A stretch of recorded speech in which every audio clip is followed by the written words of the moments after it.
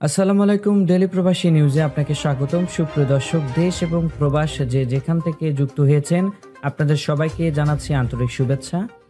সুপ্রিয় দর্শক, আজকের খবরে আলোচনা থাকছে প্রবাসীদের কর্মসংস্থানের প্রতিশ্রুতি ও বিমানবন্দরে ভিআইপি সেবা নিশ্চিত করবে সরকার।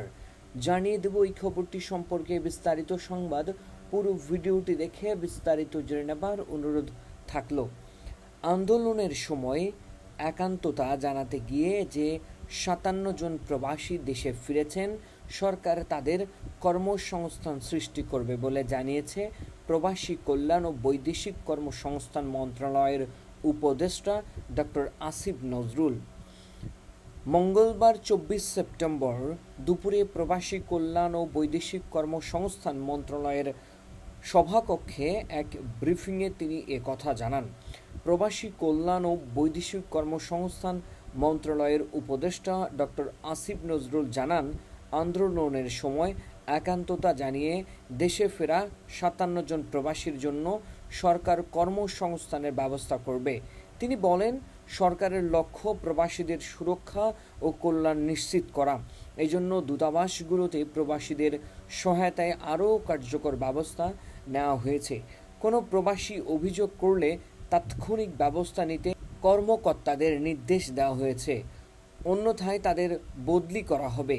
তিনি বলেন, রেমিটেন্স যোদ্ধারা দেশে ফিরলে ভিআইপি সেবা পাবে। ভিআইপি যাত্রীদের মতো তাদের লাগেজ বহন, চেক ইন এবং ইমিগ্রেশন প্রক্রিয়ায় সহায়তা করা হবে। তবে লাউঞ্জ ব্যবহারের সুবিধা আপাতত না থাকলেও পরবর্তী সময়ে তা নিয়ে চিন্তা ভাবনা করা হবে। প্রাথমিকভাবে মধ্যপ্রাচ্যের কর্মীদের টার্গেট করে এই সেবা প্রদান করা হবে। বিমানবন্দরে প্রবাসী কল্যাণ ডেস্ক কর্মীদের সঠিক নির্দেশনা দেবে এবং প্রবাসীদের কোনো হয়রানি না হওয়ার বিষয়ে জিরো টলারেন্স নীতি গ্রহণ করা হবে।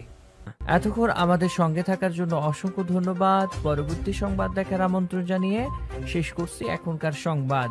প্রতিদিন সৌদি আরবের গুরুত্বপূর্ণ খবর জানতে ডেইলি প্রবাসী নিউজ ইউটিউব চ্যানেলটিকে সাবস্ক্রাইব করে পাশে থাকা বেল বাটনটি প্রেস করে দিন, যাতে করে সৌদির পরবর্তী কোনো খবর মিস না করেন।